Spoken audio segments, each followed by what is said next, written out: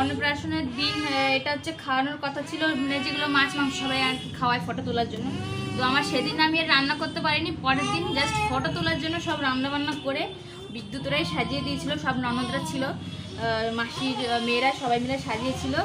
এই যে তো তখনকার ফটো। পরের দিন ওকে মাছ টাছ খাওয়ানো হয়েছিল, যেহেতু সেদিন ঠাকুরের প্রসাদ খেয়েছিল, তো সবাই বলেছিল যে আজকে মাছ মাংস ওকে খাওয়ানো যাবে না, তো সেই জন্য পরের দিন এগুলো খাওয়ানো হয়েছিল। এত চিল্লাচ্ছে আমার ছেলে পাশ থেকে।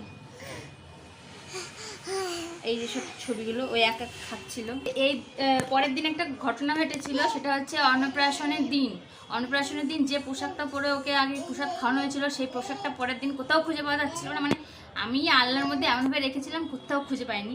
তারপরে এটা হচ্ছে নিচের আন্টি দিয়েছিল ওকে, বৃন্দাবন থেকে এনে দিয়েছিল, এটার প্যান্টও খুঁজে পাওয়া যাচ্ছিল না। তারপরে আমার ননদরা সব কি করেছে, এই যে একটা ব্লাউজের পিস কাটা ছিল ঘরেই টানা